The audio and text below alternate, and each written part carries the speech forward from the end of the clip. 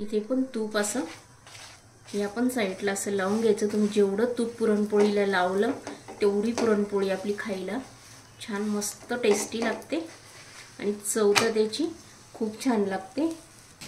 इथे आपण 2 वाट्या भरून हरभऱ्याची डाळ घेतलेली आहे। साधारण ही 1.5 पावशर डाळ आहे। ही स्वच्छ नीट करून घेतलेली आहे। आता याला स्वच्छ धुवून घेणार आहे। इथे आपण असं पाणी उकळायला ठेवलेलं आहे। पाण्याला छान उकळी फुटलेली, आपण डाळ पण धुवून घेतलेली। आता आपण ह्याच्यामध्ये डाळ टाकून घेऊया। ते आपण डाळ अशी टाकून घ्यायची। पूर्ण डाळ टाकल्यानंतर ही छान मिक्स करून घ्यायची आपल्याला ह्याच्यामध्ये। आणि गॅसची फ्लेम ही थोडी हाय ठेवली तरी चालेल। इथे आपली डाळ शिजत असतानाच आपण इथे 2 चिमूट भरच मीठ टाकून घेतलेले आहे। डाळीला चव छान येते। बरेच जण इथे डाळ कुकरलाही शिजवून घेता, पण पातेल्यामध्ये जर डाळ आपण शिजवली, डाळ शिजलेलं जे पाणी खाली असतं त्या पाण्याला खूप अत्यंत चव असते। म्हणून शक्यतो डाळ अशीच शिजवून घ्यायची की आपण डाळ शिजल्यानंतर जे पाणी शिल्लक राहतं ते पाणी आपण आमटीला यूज करतो, त्याच्यामुळे आपली आमटी खूप चविष्ट होते।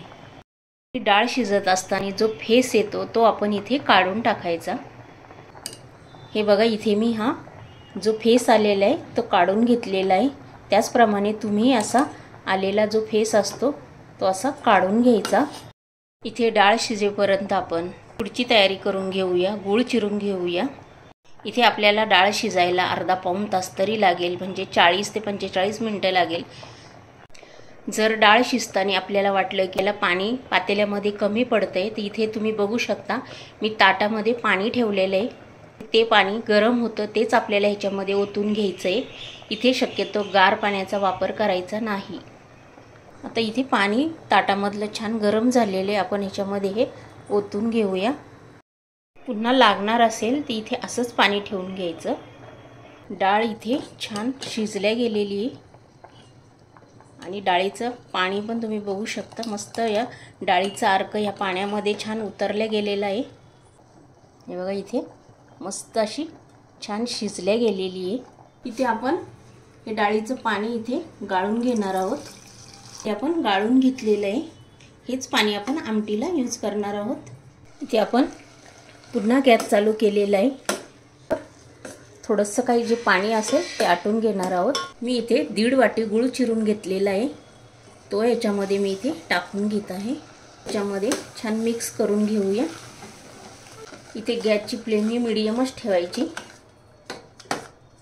आता हे जे विरघळलेला गूळ आहे छान या डाळीमध्ये आपल्याला हा गूळ आटवून घ्यायचा आहे। हे आपल्याला जरी आता इथे पातळ दिसत असेल तरी हे पूर्ण गूळ ह्याच्यामध्ये त्या डाळीमध्ये तो छान इथे घट्ट होतो। ह्याच्यामध्ये आपण 1 चमचा भरून इथे इलायचीची पावडर टाकून घेतलेली आहे।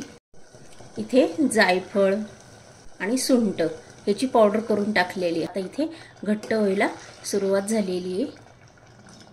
इथे तुम्ही बघू शकता मस्त आपला इथे घट्ट पुरण तयार झालेलं आहे। मी ज्याप्रमाणे इथे पुरण बनवलं आहे त्याचप्रमाणे तुम्ही बनवून बघा। ही पुरणाची पोळी अतिशय खूप टेस्टी लागते।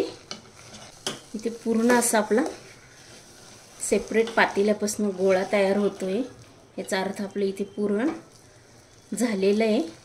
आता हे थंड झाल्यानंतर अजून घट्ट होईल। इथे आपण असं चाळणीने सर्व बारीक करून घेत आहोत। चाळणीने बारीक केल्यामुळे असं पेड्यासारखं मऊ येतं आणि पोळी आपली फुटत नाही।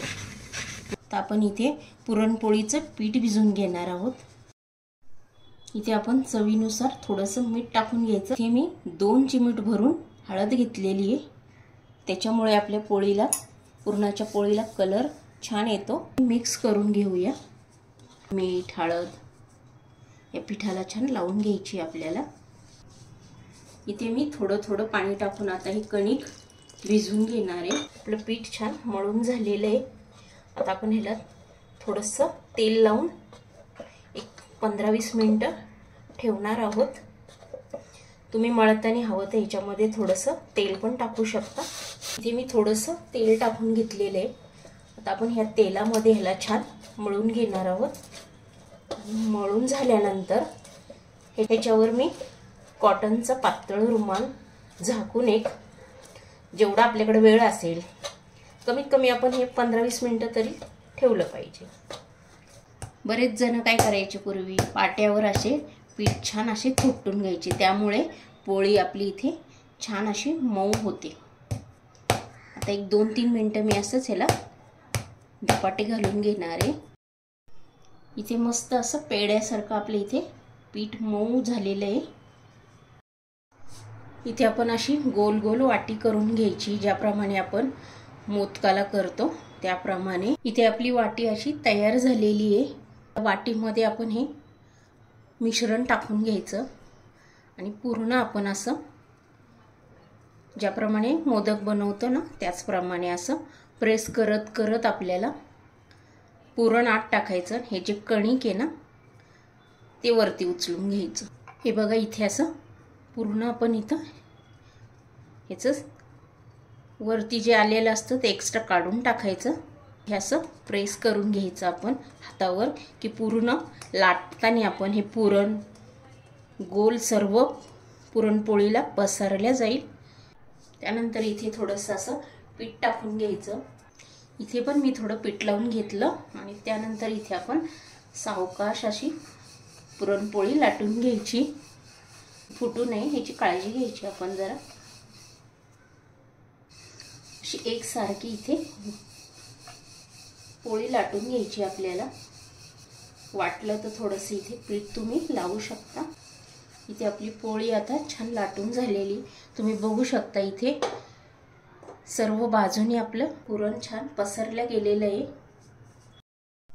इथे आपण गॅसवर तवा ठेवून घेतलेला आहे। तव्याला इथे तूप लावून घ्यायचं। पूर्ण तव्याला इथे मी तूप लावून घेणार आहे की पोळी आपली चिटकत नाही खाली। इथे पूर्ण तूप लावून झाल्यानंतर सावकाश इथे आपल्याला ही पोळी अशी सोडून घ्यायची आहे। तर आपण इथे ही जी पोळी आहे ही सावकाश आपल्याला इथे याची साईड चेंज करून घ्यायची आहे, सावकाश करायची। वाव, तुम्ही बघू शकता इथे मस्त कलर आलेला आहे। इथे असं थोडंसं तूप सोडून घ्यायचं आपण। इथे पण असं तूप आपण छान लावून घ्यायचं पोळीला आणि इथे आपण सावकाश अशी साईड इथे छान चेंज करून घेतलेली आहे। तूप असं हे आपण साईडला असं लावून घ्यायचं। तुम्ही जेवढं तूप पुरणपोळीला लावलं तेवढी पुरणपोळी आपली खायला छान मस्त टेस्टी लागते आणि चव तर त्याची खूप छान लागते। इथे आपली दोन्ही साईड छान भाजून झालेली आहे। आता आपण ही काढून घेऊया। आता दुसऱ्याही पोळीमध्ये मी तसंच सारण भरून घेतलेलं आहे आणि ती पण पोळी मी तशीच लाटून घेणार आहे सेम। पोळी मस्त छान फुगलेली आहे। आता आपण हिची साईड चेंज करून घेऊया। इथे भरपूर सारं असं तूप लावून घ्यायचं आपण। दोन्ही साईड छान भाजून झालेली आहे। आता आपण ही काढून घेऊया। तुम्हाला पुरणपोळीची रेसिपी आवडली असेल तर लगेच लाईक करा, कमेंट करा। चॅनलवर जर नवीन असेल तर सबस्क्राईब करून घ्या। नेक्स्ट व्हिडिओमध्ये पुन्हा भेटूया, तोपर्यंत बाय।